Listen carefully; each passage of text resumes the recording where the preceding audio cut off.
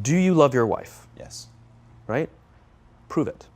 Like, what's the metric? Give me the number that helps me know, right? Because when you met her, you didn't love her, right? Sure. Now you love her, right? Tell me the day the love happened. It's an impossible question, right?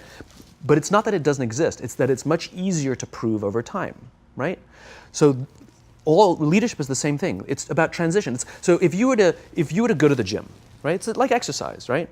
If you go to the gym and you work out and you come back and you look in the mirror, you will see nothing.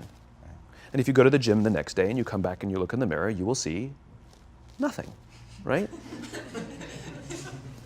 So clearly there's no results, can't be measured, it must not be effective. So we quit, right? Or if you fundamentally believe that this is the right course of action and you stick with it, like in a relationship, I bought her flowers and I wished her happy birthday, and she doesn't love me. Clearly I'll give up.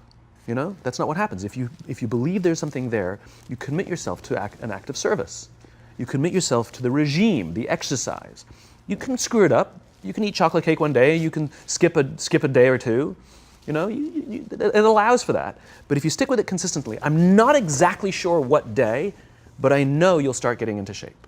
I know it. And the same with the relationship. It's not about the events. It's not about intensity. It's about consistency, right? You go to the dentist twice a year, your teeth will fall out. You have to brush your teeth every day for 2 minutes. What does brushing your teeth twice a day for 2 minutes do? Nothing. Unless you do it every day, twice a day for 2 minutes. Right? It's the consistency. Going to the gym for 9 hours does not get you into shape. Working out every day for 20 minutes gets you into shape. So the problem is we treat leadership with intensity. We have a 2-day offsite, we invite a bunch of speakers, we give everybody a certificate. You're a leader, right? Those things are like going to the dentist. They're very important. They're good for reminding us or getting us back on track, learning new lessons. But it's the daily practice of all the monotonous, little, boring things like brushing your teeth that matter the most. She didn't fall in love with you because you remembered her birthday and bought her flowers on Valentine's Day. She fell in love with you because when you woke up in the morning, you said good morning to her before you checked your phone. She fell in love with you because when you went to the fridge to get yourself a drink, you got her one without even asking. She fell in love with you because when you had an amazing day at work and she came home and she had a terrible day at work, you didn't say, yeah, but let me tell you about my day. Right. You sat and listened to her awful day and you didn't say a thing about your amazing day. This is why she fell in love with you. I can't tell you exactly what day, and it was no particular thing you did. It was the accumulation of all of those little things that she woke up one day and as if she pressed a button, she goes, I love him, right? Leadership is exactly the same. There's no event. There's no thing I can tell you you have to do that your people will trust you. It just doesn't work that way. It's an accumulation of lots and lots of little things that anyone by themselves is innocuous and useless. Literally, pointless by themselves. People will look at little things that are good leadership practices and say, that won't work. And you're absolutely right. But if you do it consistently, and you do it in combination with lots of other little things, like saying good morning to someone, that looking them in the eye. My friend George, who's a 3-star general in the Marine Corps, he says his test for leadership, and I love this, he goes, his test for a good leader is if you ask somebody how their day is going, you actually care about the answer. Yeah. Right? The number of times we're walking to a meeting, we're rushing, we go, how are you? Not good, I got to get to you later, I'm late for a meeting. Right. If you ask the question, you were standing there and you were listening to the answer. It's those little innocuous things that you do over and over and over and over that people will say, I love my job. Not I like my job. I like my job means, yeah, the challenge is great, they pay me well, I like the people.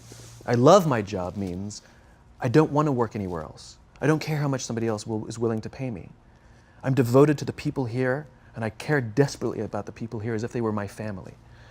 In business, we have colleagues and coworkers. In the military, they have brothers and sisters. That's how they think of each other, right? If you really have a strong corporate culture, the people will think of each other like brothers and sisters. It's like a family, right? No, brothers and sisters. Deep love. Fight, but the love doesn't go away, right? Bicker, the love doesn't go away. And I'll fight with my sister, but if you threaten my sister, you're going to have to deal with me. Right. Right? We'll fight internally, we'll bicker with each other, but nobody's going to hurt each other. And if anything from the outside shows up, you're looking at a unified front. Brothers and sisters. Now, how do you create brothers and sisters out of strangers? Common beliefs, common values, parents, in other words, executives who care about their children's success, who care to raise their children, teach them skills, discipline them when necessary, help them build their self-confidence so that they can go on and achieve something more than you could have ever imagined achieving for yourself. That's leadership, an absolute love and devotion for the people who've committed their lives to this enterprise. That's such a brilliant reframe. It's so simple and so beautiful and unbelievably hard work. It is and it isn't. Here's why it is. You said it. It's hard to measure, right? It's hard for me to show. It's hard to measure in the short term. It's very easy to measure in the long term. Over the long term, the traditional metrics will go up. All your revenues, profits, market share, the traditional metrics will go up, and more importantly, they'll go up more stably, right? You will be able to weather hard times better because the people will come together, they won't abandon ship, right? Over the long term, the traditional metrics are just fine. But also over the long term, your churn will go down, right? You won't be going through employees as much, right? Over the long term, you'll find that loyalty is much higher, that people will turn down better paying jobs. Right? Over the long term, all the traditional metrics are just fine, and then some.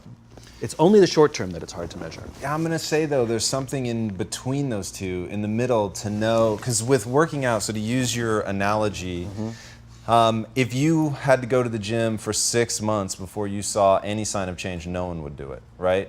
And there are so many variables in working out. The number one thing is to know who to listen to. The number one thing is to know what to look for, right? So if you don't experience muscle fatigue, you're probably doing something different. That's immediate, right? I know that the next day. If you experience muscle fatigue and don't notice any change within a few weeks, you're probably not eating right. So there really are things that you can look at because you're doing the damage to the muscle, but you're not giving your body the nutrients that you need to actually build the structure back up. All that's still true. So I'm sitting here thinking, can it really be as simple as, like, I have a growing belief that part of what you could write down as a leader's job is to connect. Now, how do we connect? You've given some very simple examples, and they're all incredibly real. Asking somebody how their day is and actually waiting to hear the answer and caring about what the answer is. Time spent together, right? I couldn't have a very effective relationship with my wife if there actually isn't time together. And one of the things that I have personally struggled with is, as the organization has grown, just time with any individual becomes more and more difficult. And so then you start focusing on, okay, wait, it's just about creating the environment. But as you lose touch with the real sense of, like, I know this person and I can see when they're having a bad day, and really leveraging, like, what we have as humans, and this is why your teachings are so powerful, is you wrap it in the truth of the human experience. You wrap it in how humans really connect, like looking at each other, sensing that, like, hey, this is either hitting or it's not, like, all of that stuff is super, super real. And as an organization, to be able to find ways in that middle ground where it's like, I'm pretty sure this is working, and I really believe in it at a macro level. But I just want to know, because there's so many paths, right? And you could nudge sort of one way or the other to create something that, and maybe it's as simple as, here's what I am using this right now. The amount of laughter I hear in the office. Maybe that's dumb, I don't know. But I'm really doing it. And I really think all day, like, how much laughter have I heard today? And I feel like when everyone is making really taking an effort to connect with each other, to provide empathy and all that, there's a lowering of people's defenses, and just a sort of natural outpouring of that is joking around. And so you hear this laughter bubble, and when things get really tense and stressful, I literally feel like you could have a decibel meter and just feel it coming down. Yeah, I mean, look, it's a human thing. So just as you know how your body feels after a good workout, and you know how your body feels after a big greasy meal, you know that one is good for you and one is not, despite what it may taste like. And that's the problem with short-term gains, right? They feel really good in the short term. So we're highly trained social animals. We're highly adapted social animals. We can feel social awkwardness, and we can feel when things are going well. You can sense it. You say you have this sense of laughter, around the office. Like, we don't walk around with blinders. We're like I said, we're made to do this. That's why we can assess if somebody's trustworthy or not. That's why we keep our walls and we're like, his results are great, but I wouldn't trust him, right? As opposed to letting down your, like, I trust her for anything. I trust her with my kids, my money, anything, you know? So we're highly attuned animals, and so we're good at sensing it. But I will say there is a caveat to your metric of laughter, which is a decent one, is that scale breaks things, right, in human beings. As I said before, we're not made for populations bigger than about 150-ish. It's called Dunbar's number. Robin Dunbar, a professor from Cambridge University, theorized that we cannot maintain more than about 150 close relationships. And the way he defined a close relationship is, if you're at a bar with a bunch of friends and somebody comes in, would you ask that person to join you or not? And it's about 150 that we would ask them to come join us. Right. And if you think about the reason, that actually makes perfect sense, which is there's two limiting factors. One is time. If you only gave 2 minutes to every person you know, you'd make no close friends. And the other one is memory. You just can't remember everybody. And so this is where leadership becomes very, very interesting, because if you have a company that has a lot of people, 5, 6, 7, 800 people, 1,000, 2,000, 5,000 people, clearly you can't know everyone. And clearly as a CEO, like, I care about every single one of my people. You don't even know. Some of the people you work for who work for you are bastards. You don't care about them, right? So it's a nonsense statement, right? But what you can say is, I desperately care about the people whose names I know and whose faces I recognize. And I care desperately about my leadership, and I instill in them every day that I will give them the tools and I will take care of them with one purpose and one purpose only, that they will take care of the people in their charge. And I want those people to take care of the people and instill in them that they take care of the people in their charge. And then by the time you get down to the masses, where the actual 1,000 exist, because of the seniors it's like 20, right? Where the real 1,000 exist, they feel about 150 of them can look to one of their direct leaders, to one of their direct managers, and say, that person cares about me. That's our boss, that's my leader. Not the leader, it's the CEO. That's my manager, my boss, my leader. Sometimes you get fired, sometimes you get in trouble, sometimes you'll lose your job, and the next guy will get all the credit. It's all true. And the courage to do the right thing in the face of overwhelming pressure, only the best leaders have that courage. Only the best leaders. And here's the folly. Courage is not some deep internal fortitude. You don't dig down deep and find the courage, right? It just doesn't exist. Courage is external. Our courage comes from the support we feel from others. In other words, when you feel that someone has your back, when you know that the day that you admit you can't do it, someone will be there and say, I got you. You can do this. That's what gives you the courage to do the difficult thing. It's not going off to an ashram by yourself somewhere for 4 weeks and coming back and finding the courage. It's not what happens.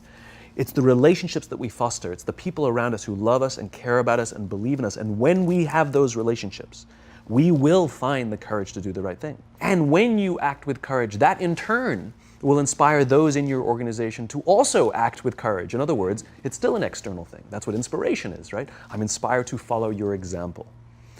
But those relationships that we foster over the course of a lifetime will not only make us into the leaders we need to be and hope we can be, but they'll often save your life.